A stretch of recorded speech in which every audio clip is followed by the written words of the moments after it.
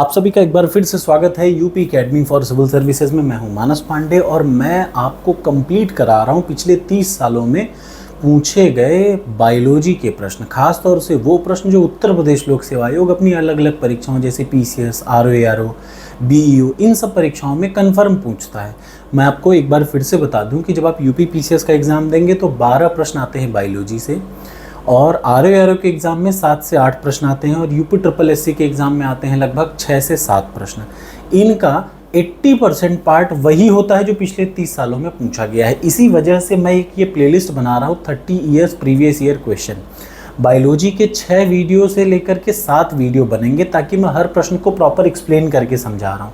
गलती होने की गुंजाइश नहीं रहेगी। बस आपको ये काम करना है कि एग्ज़ाम में जाने से पहले बस एक बार इस पूरी वीडियो को ज़रूर देख करके, एक बार नहीं कम से कम 10 बार इस वीडियो को देखिएगा। तो शुरुआत करते हैं वहीं से जहां मैंने पिछली वीडियो रोकी थी। 55 क्वेश्चन हो चुके थे और आज का टॉपिक स्टार्ट हो रहा है कोशिका यानी सेल, दूसरा ऊतक यानी टिश्यू, और तीसरा अंग यानी ऑर्गन, माने सेल, टिश्यू एंड ऑर्गन। तो प्रश्न होता है, देश का पहला stem cell science and regenerative medical institute कहाँ पर स्थापित होने जा रहा है? मेडिसिन इंस्टीट्यूट, तो वो है बेंगलोर में। याद रखिए, ये प्रश्न अक्सर 2007 का है, बट ये प्रश्न कैसे आएगा? क्या stem cell science and regenerative medicine institute कहाँ पे है? तो बेंगलोर में है। ठीक, अगला, प्लेटलेट्स कहाँ पाए जाते हैं? सबसे इंपॉर्टेंट प्रश्न, याद रखिए, प्लेटलेट्स कहाँ पाए जाते हैं? तो रुधिर में। ठीक, रुधिर जो होता है एक तरल संयोजी ऊतक होता है। व्हाट इज रुधिर? रुधिर माने ब्लड। रुधिर का मतलब ब्लड जो होता है ना, वो तरल संयोजी टिश्यू होता है जिनमें तरल प्लाज्मा और ठोस कणिकाएं होती। कणिकाएं मीन्स पार्टिकल होते हैं।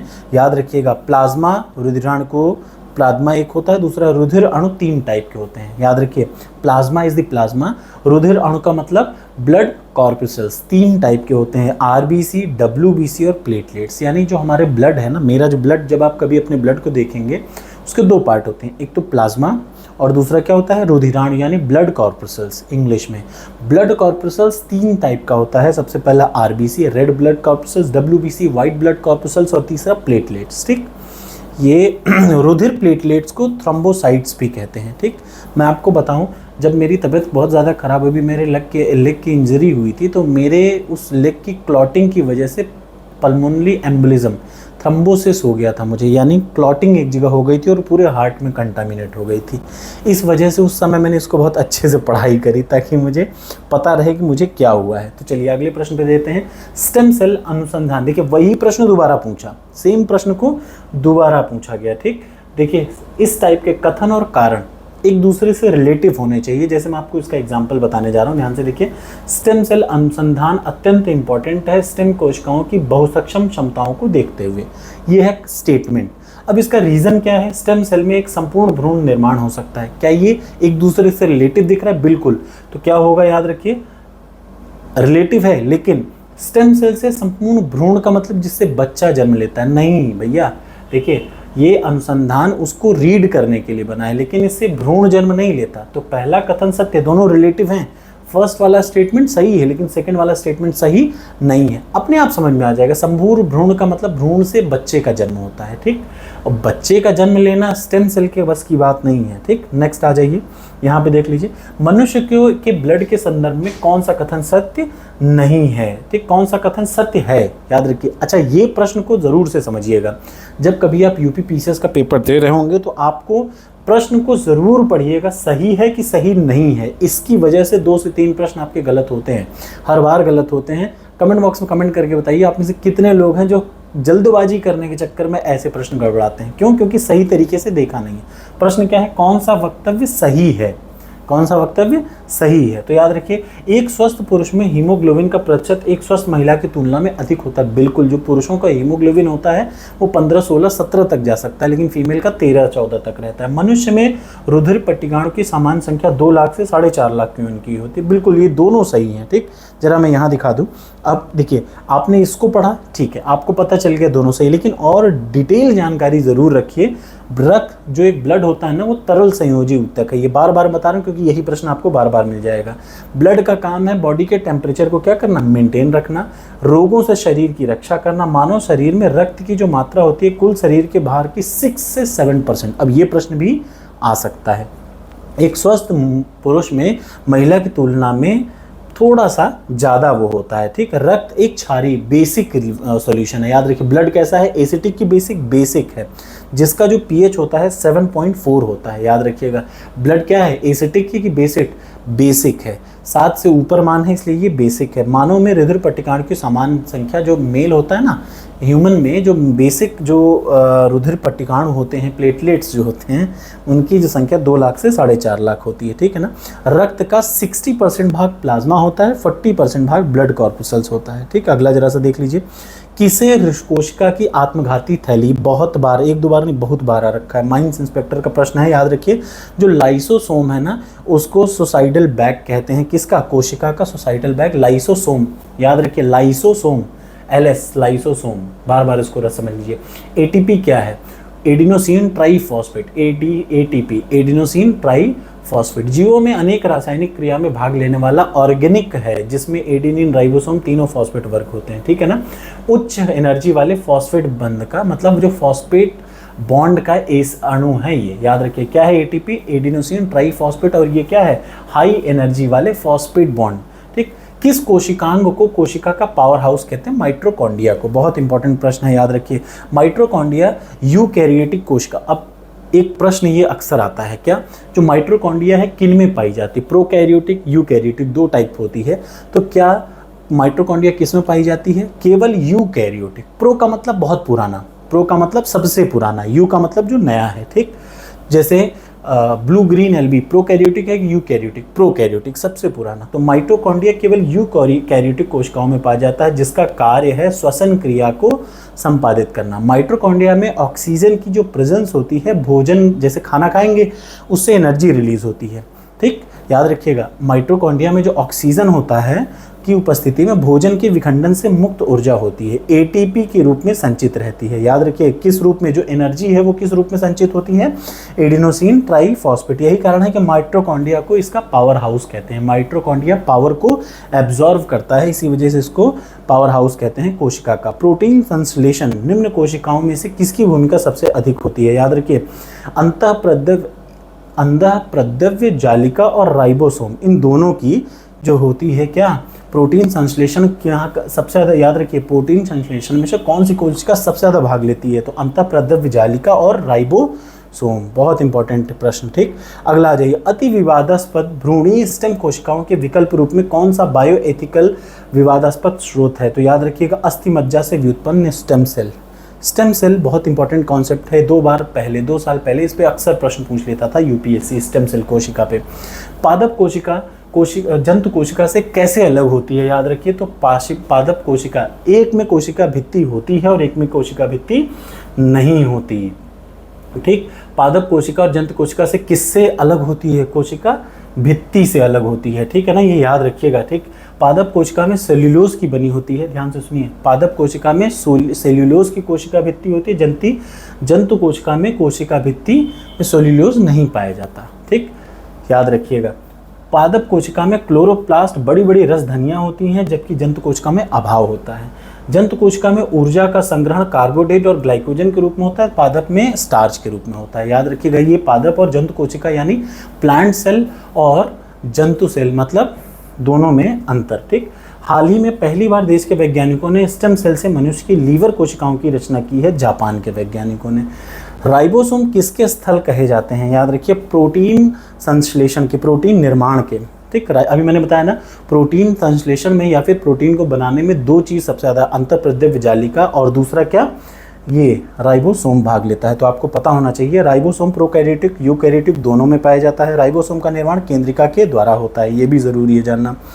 कौन सी कोशिकांग में झिल्ली नहीं होती है, राइबोसोम में भी। अब आपको इसको समझने में दिक्कत हो रही होगी, तो मैं आने वाले कुछ समय में कोशिश करूंगा। वैसे मैं I am not a faculty of biology, but I will teach you, don't worry.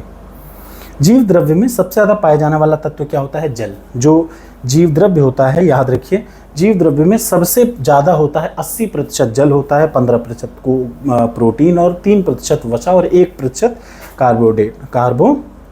वो लाइसोसोम किससे बनता है, याद रखिए, लाइसोसोम क्या होता है, इसको सोसाइटल बैग कहते हैं ना, याद रखिए लाइसोसोम कभी कभी स्वयं की कोशिका को खा डालता है, इस वजह से इसको आत्मघाती थैली कहते हैं। इसका निर्माण लाइसोसोम कहाँ से बनता है? गाल्जी कॉय से। गाल्जी कॉय से। इसकी खोज डूबे नामक, ये बहुत आई है, याद रखिए लाइसोसोम का निर्माण गाल्जी कॉय में होता है। इसकी खोज किसने की थी? डूबे नामक वैज्ञानिक ने की थी। क्रोमोसोम में क्या पाया जाता है? क्रोमोसोम में डीएनए, आरएनए, हिस्टोन और नॉन हिस्टोन सब कुछ पाया जाता है, याद रखिएगा। क्रोमोसोम में, ये मोस्ट इंपॉर्टेंट प्रश्न है, क्रोमोसोम में क्या क्या पाया जाता है? डीएनए, आरएनए, हिस्टोन और नॉन हिस्टोन। स्तनधारियों में, मैमल्स में लेडिक कोशिका पाई, ये बहुत इंपॉर्टेंट प्रश्न है। ठीक, अगला मतलब देखिए मैं हर चीज़ करूँ जो थोड़ा भी अलग है ना वो बहुत ज़रूरी, क्योंकि यही सीधे आ जाएगा। तो स्तनधारियों में लेडिक कोशिका पाया जाता है कहाँ? वृषण में। ठीक, वृषण में आप जानते हैं, मैं इसमें ज़्यादा एक्सप्लेन नहीं करूँगा। प्रोकैरियोटिक से यूकैरियोटिक क्यों डिफरेंट है, कैसे अलग है?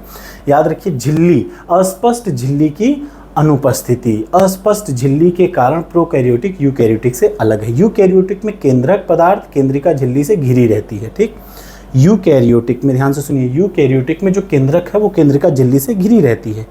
और लेकिन जो प्रोकैरियोटिक में देखें, जीवाणु और नील हरित शैवाल, मैंने पहले बोला प्रो का मतलब सबसे पुराना, धरती पे सबसे पुराना जो है वो प्रो है, बाकी सब यू है। प्रो का मतलब पुराना, जैसे नील हरित से ब्लू ग्रीन एल्गी और जीवाणु। ठीक, जन्म के बाद मानव के किस ऊतक में कोई कोशिका विभाजन नहीं होता? तो याद रखिए मानव का जो तंत्रिका होता है उसमें कोई कोशिका विभाजन नहीं होता, ये आपको याद करना पड़ेगा। अब आ जाइए मानव शरीर और क्रिया हार्मोन्स। अगला आ जाइए, देखिए पाचन तंत्र में भोजन की गति अनैच्छिक होती है।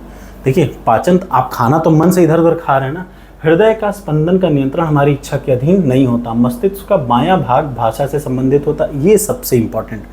पीसीएस का ये प्रश्न है, जो हमारा ब्रेन है ना, ब्रेन का जो लेफ्ट साइड है, ये जैसे मेरा ब्रेन है, मेरा लेफ्ट, ये जिसमें घड़ी मैंने पहनी है ये मेरा लेफ्ट है, याद रखिए। मस्तिष्क का जो लेफ्ट वाला साइड है वो किससे है? भाषा से संबंधित। जैसे मैं हिंदी बोल रहा हूँ, इंग्लिश बोल रहा हूँ, संस्कृत बोल रहा हूँ, मैं बोल लेता हूँ। ठीक, तो मस्तिष्क का जो बायां भाग है वो भाषा से संबंधित है, जो दायां भाग है संगीत के रसास्वाद, जो मौज, जितने ऐश काटने वाली बातें होती हैं दाहिने तरफ चलेंगे। ठीक, मिकास एक नई तकनीक है, किस चीज़ के लिए? बाईपास सर्जरी के लिए। बहुत इंपॉर्टेंट, 2015 का एपीओ के एग्जाम में आया था। मिकास क्या है? बाईपास सर्जरी में इस चीज़ का नाम अक्सर लिया जाता है। नेत्रदान में दाता की आँख का कौन सा भाग उपयोग में लाया जाता है? तो कॉर्निया। यूपी एपीओ 2002 में आया।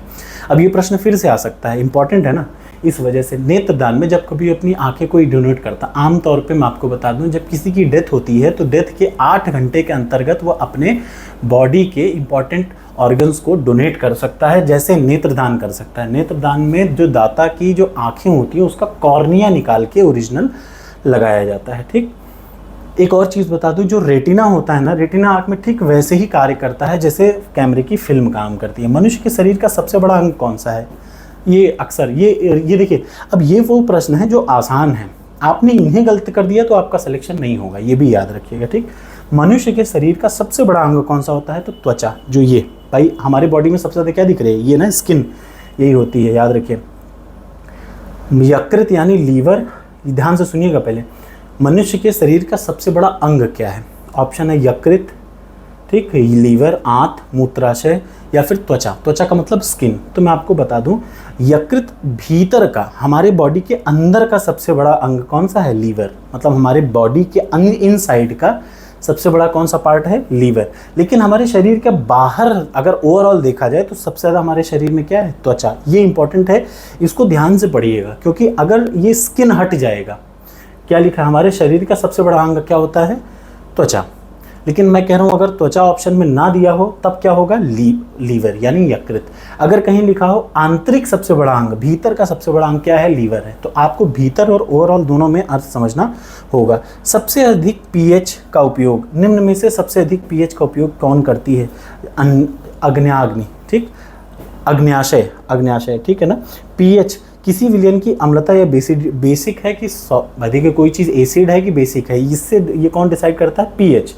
कौन सबसे ज़्यादा पीएच का उपयोग करती है? तो अग्न्याशयी रस। अग्न्याशय से जो रस निकलता है उसको अग्न्याशयी रस। देखिए ये प्रश्न इंपॉर्टेंट है। जैसे जो जठर रस रहता है वो एसिटिक रहता है, ये आपको थोड़ा पता होना चाहिए, ये अक्सर आ जाएगा एग्जाम में। ठीक, जैसे जो जठर रस रहता है, जठर रस, अब इसका इंग्लिश कमेंट बॉक्स में आप खुद ही कमेंट करिए, मुझे थोड़ा सा याद नहीं है, क्योंकि जब इंग्लिश में पढ़ रहा होता हूँ तो प्योर इंग्लिश रहता है, जब हिंदी रहता है तो हिंदी रहता है। बायोलॉजी है ना, थोड़ा बहुत मुझे भी कच्चा हूँ मैं भी, लेकिन ये है कि हिंदी में भी मुझे याद है, इंग्लिश में भी अलग अलग याद है। कौन किसको कहते हैं ये नहीं पता, ठीक। जठर रस का पीएच जो होता है 1.5 से 2.5, यानी ये एसिटिक है। पित्ताशय में जो पित्त होता है, गॉल ब्लैडर में जो वो जो लिक्विड रहता है वो क्या होता है, बेसिक होता है, ठीक। अग्न्याशय में जो शुरुआत में खाना एसिटिक होता है, ठीक। ध्यान से सुनिएगा, जब हमारा खाना वो अंदर से जाता है तो उसको एसिडिटी बढ़ती है, ठीक। कहाँ तक, स्टमक तक, ठीक। स्टमक के बाद से धीरे धीरे क्या स्टार्ट हो जाता है, बेसिक होना स्टार्ट हो जाता है। देखिए जैसे जठर रस कहाँ पे है, यहाँ पे किस में आता है, स्टमक में आता है ना, तो 1.5 एसिटिक है। पित्ताशय में क्या है, बेसिक है। अग्न्याशय में क्या है, 7.5 बेसिक है। और लार जो थूक होता है ना, वो 6.5 से 7.5 एसिटिक थोड़ा बहुत रहता है। हड्डियों के अंधेरे में चमकने का कारण क्या है, हड्डियां अंधेरे में क्यों चमकती हैं, याद रखिए क्योंकि हड्डियों में होता है फास्फोरस। आपको पता है, मैं उत्तराखंड में रहता था पहले, मतलब मैंने स्कूलिंग उत्तराखंड से की है, मैं आपको ये बता रहा हूँ क्या है। तो एक फास्फोरस, दूसरा सल्फर।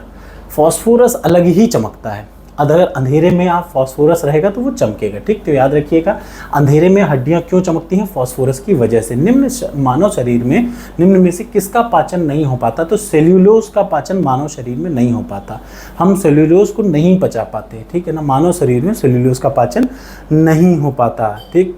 अगला आ जाइए, दो न्यूरॉन के बीच की खाई को क्या कहते हैं, तो साइनेप्स कहते हैं। क्या कहते हैं, साइनेप्स। दो न्यूरॉन के बीच की जो गैपिंग होती है, जो स्ट्रेच होती है, उसको क्या बोलते हैं, साइनेप्स। अगला आ जाइए, शरीर के किस भाग में पित्त का, गॉल ब्लैडर में होता है, ठीक। शरीर के किस भाग में पित्त का निर्माण होता है, तो पित्त एक हरे पीले रंग का क्षारीय द्रव है जिसका यकृत का मतलब लीवर, जो लीवर रहता है ना, लीवर इसका निर्माण करता है। ये स्टोर कहाँ होता है, गॉल ब्लैडर में, ठीक। पित्त क्या होता है, पित्त एक तरीके का क्षारीय पदार्थ रहता है, इसका निर्माण या बनता कहाँ पे है, तो लीवर में।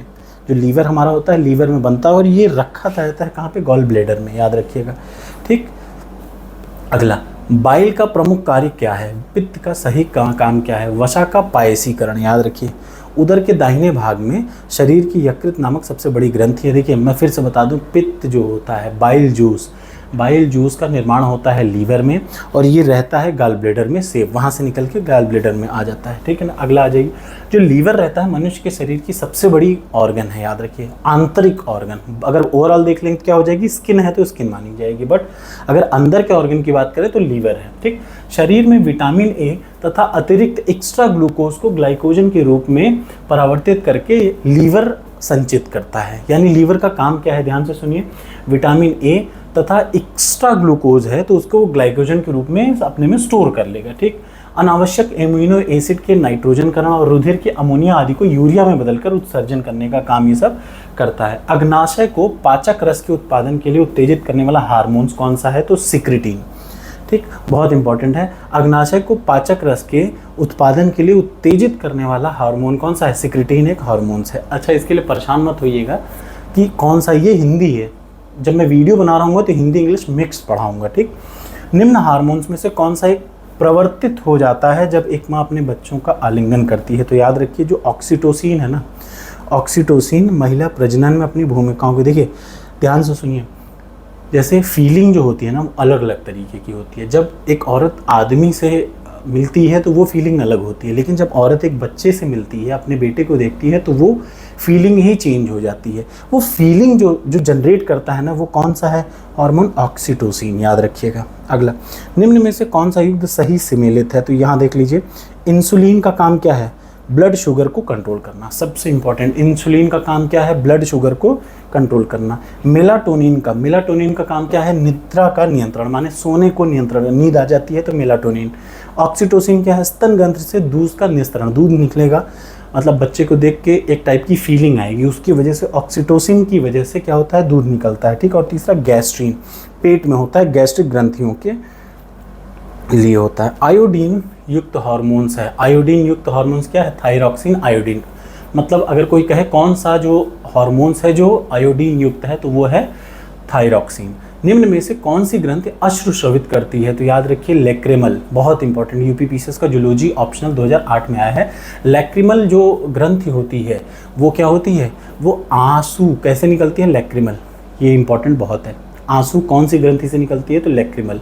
सेक्रेटिन क्या है? हॉर्मोन्स है। सेक्रेटिन हॉर्मोन्स है जो कि आंत से स्रावित होता है। रेशम ग्रंथि किसका रूपांतरण है? तो लार, याद रखिएगा, लार का रूपांतरण है। लार का एक दूसरा रूप है। इंसुलिन होता है क्या? Protein. Insulin is a type of protein which is use to control the blood sugar.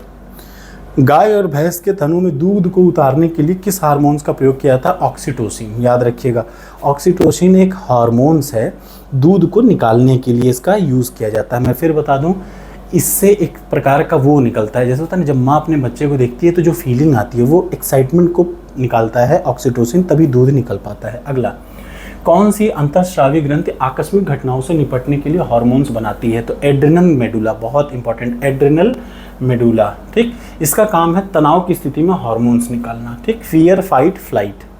कौन सा एंजाइम दूध के पाचन में सहयोग होता है? तो रेनिन, याद रखिएगा। जठर गैस्ट्रिक जूस में रेनिन एंजाइम जो होता है वो किसके पाचन में सहायक करता है? दूध के पाचन। निम्न में से कौन सा एक प्रोटीन नहीं है? तो oxytocin is not a protein. Oxytocin एक हार्मोन है। हार्मोन और प्रोटीन दो अलग अलग होते हैं। जैसे केराटिन प्रोटीन है जहाँ नाखून में, बालों में, ठीक, हेयर, स्किन, नेल्स में केराटिन प्रोटीन पाया जाता है। ठीक, कोलेजन भी एक टाइप का क्या है?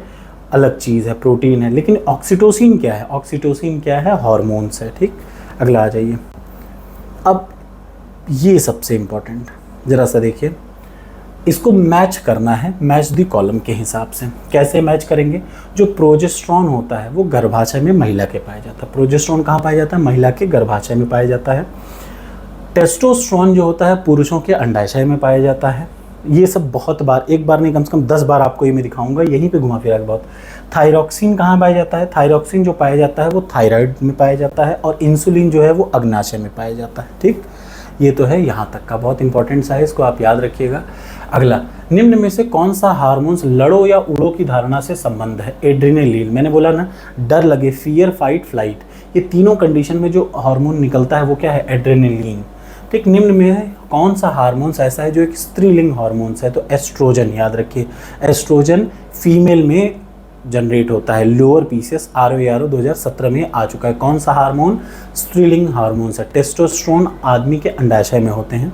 ठीक, और अगला क्या है? एस्ट्रोजन में बता चुका। मानव शरीर में सबसे छोटी ग्रंथि कौन सी है? तो प्यूटरी ग्रंथि है। ये कहाँ पाई जाती है? याद रखिएगा, ये प्यूटरी ग्रंथि है। आमतौर पे इधर देख लीजिए, प्यूटरी ग्रंथि कपाल की स्टेफेनॉइड अस्थि के, ये मैंने बताया था ना कि ये वाली जो है यहीं पे प्यूटरी ग्रंथि होती है। थायराइड क्या है? गर्दन में जो पाया जाता है ये ग्रंथि थायराइड ग्रंथि। अग्नाशय क्या है? ये एक मिश्रित ग्रंथि है। ठीक, मानव शरीर में निम्न में से कौन सी ग्रंथि अंतःस्रावी या बहिर्स्रावी दोनों प्रकार की ग्रंथि है? तो अग्नाशय। ठीक, अगला आ जाइए नेक्स्ट। अंतःस्रावी और बहिर्स्रावी दोनों टाइप का, मतलब ऐसी जगह जहाँ से अंदर बाहर दोनों मूवमेंट होती है, वो क्या है? वो अग्नाशय है। हार्मोन विषयक निम्न में से कौन सा कथन सही है? दोनों कथन। वे अंतःस्रावी ग्रंथियों द्वारा उत्पादित होते हैं, नंबर 1। नंबर 2, वे मानव शरीर के अंतर उपापचयी अभिक्रियाओं के उत्प्रेरण के लिए रिस्पॉन्सिबल होते हैं। ये दोनों सही है। ठीक, निम्न में से कौन से हार्मोन की रासायनिक प्रकृति, निम्न में से हार्मोन्स की रासायनिक प्रकृति कौन सी होती है? तो देखिए एमिनो, ये सब है सही। ठीक, फाइब्रिनोजिन का संश्लेषण किस में होता है? बहुत इंपॉर्टेंट, याद रखिए। फाइब्रिनोजिन एक टाइप का क्या है? एक प्रोटीन है। फाइब्रिनोजिन एक टाइप का प्रोटीन है जिसका निर्माण कहाँ पे, संश्लेषण किस में होता है? लीवर में होता है। मानव शरीर की सबसे बड़ी ग्रंथि कौन सी है? यकृत, मैंने बोला ना, लीवर। और अगला आ जाइए, मानव शरीर में यूरिया कहाँ संश्लेषित होता है? लीवर में। मैंने आपको बताया था लीवर में यूरिया का भी संश्लेषण होता है।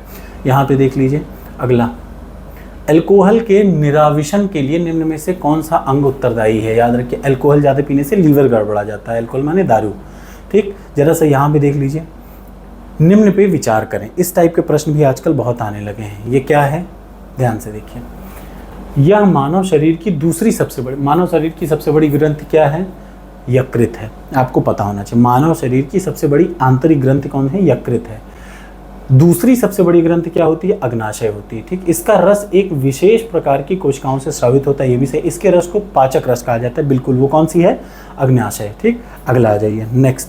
10 दिनों से अधिक दिन तक उपवास करने पर लीवर पर क्या प्रभाव पड़ता है? तो लीवर में ग्लूकोज का जो अरे जो शुगर लेवल होगा वो कम हो जाएगा ना, ग्लूकोज का स्तर कम हो जाएगा। अगला आ जाइए digestive system, most important. Plasma में कितना % जल होता है? तो याद रखिए प्लाज्मा में 90%, सॉरी कितना है, 90% जल होता है। अगला आ जाइए, मानव शरीर में प्रोटीन का पाचन किस अंग में प्रारंभ होता है? आमाशय में। ठीक, मानव शरीर में प्रोटीन का असली पाचन शुरू होता है आमाशय में। ठीक, प्रोटीन के पाचन में सहायक कौन सा एंजाइम है? ट्रिप्सिन। ठीक, याद रखिए प्रोटीन के पाचन में अग्नाशय से, याद रखिए अग्नाशय से अग्नाशय रस निकलता है। अग्नाशय रस में 3 चीज़ होता है, ट्रिप्सिन, एमाइलेज और लाइपेज। ठीक, अग्नाशय रस में 3 प्रकार की चीज़ें होती हैं, ट्रिप्सिन, एमाइलेज, लाइपेज। ट्रिप्सिन का काम है प्रोटीन पेप्टोन्स को पॉलीपेप्टाइड और एमिनो एसिड में चेंज करना। एमाइलेज का काम है मांड को घुलनशील शर्करा में, और लाइपेज का काम है इमल्सिफाइड वसाओं को ग्लिसरीन और फैटी एसिड में कन्वर्ट करना। ये 3 के तीनों चीज़ याद रखिए, ये 3 एंजाइम हैं अग्नाशय रस से निकलते हैं। पित्ताशय के उपस्थित पत्थर, पित्ताशय में जो पत्थर स्टोन जो बन जाता है, किसका पाचन प्रभावित करता है? वसा का, फैट का। याद रखिएगा फैट का जो डाइजेशन है उसको प्रभावित करता है। जरा अगला आ जाइए, मानव शरीर, ध्यान से देखिएगा, मानव शरीर सेल्यूलोज के पाचन में अक्षम है। बिल्कुल सही बात है, मानव शरीर सेल्यूलोज किस में होता है? प्लांट्स में। ठीक, मानव शरीर में पाचन नहीं हो पाता। मानव शरीर में स्टार्च अपघटक एंजाइम डाइस्फेट विद्यमान रहता है। बात सही है, देखिए सही ये भी है, स्टार्च अपघटक एंजाइम डाइस्फेट विद्यमान, दोनों सही है, लेकिन एक दूसरे का एक्सप्लेनेशन। प्रश्न क्या है? मानव शरीर में सेल्यूलोज, मानव शरीर सेल्यूलोज का पाचन नहीं कर पाता, तो इसका जवाब होगा क्यों नहीं कर पाता। लेकिन ये उल्टी चीज़ दूसरी, तो सही दोनों हैं बट दोनों एक दूसरे का सही जवाब नहीं है। जीभ के निम्न में से भाग मीठे का स्वाद कहाँ से पता चलता है? तो याद रखिए आगे भाग से, जीभ के अगले भाग से। जैसे मेरी जीभ है तो इसके आगे से पता चलेगा मीठे का भाग, पीछे से पता चलेगा कड़वे का स्वाद, बगल अगल से, याद रखिए आगे से मीठा, पीछे से कड़वा, और साइड से खट्टेपन का आभास होता है। ठीक है ना, ये बहुत इंपॉर्टेंट है, ये बार बार आ जाता है। लिपिड्स का पाचन निम्न में से कुछ की उपस्थिति में होता है। याद रखिए किसमें? पित्त एसिड और दूसरा लाइपेज, दोनों के। निम्न में से कौन सा लार के एमाइलेज की क्रियाशीलता के लिए आवश्यक है? क्लोरीन। ठीक, लार के क्रियाशीलता के लिए क्लोरीन आवश्यक है। मानव शरीर में पाचन का अधिकांश भाग किस अंग में संपन्न होता है? छोटी आंत में। ठीक, अगला, पाचन क्रिया में भोजन में उपस्थित कच्चे स्टार्च का पाचन होता है किसके? लार में एमाइलेज द्वारा और पेनक्रियाज में एमाइलेज द्वारा। ये दोनों याद रखिए, लार में भोजन में उपस्थित कच्चे स्टार्च का जो पाचन होता है वो एमाइलेज ही करता है, लार में भी और पेनक्रियाज में भी। ठीक, दोनों सही है। अगला है उत्सर्जन अंग। आज मैं यहाँ तक रोकता हूँ, इसके बाद का अगला पार्ट अगले वाले में कवर करेंगे। Thank you so much. कैसी लगी वीडियो ज़रूर बताइएगा। वीडियो अच्छी लगे तो लाइक करिएगा, और सब्सक्राइब करने के लिए भी आप अपने दोस्तों से कह सकते हैं।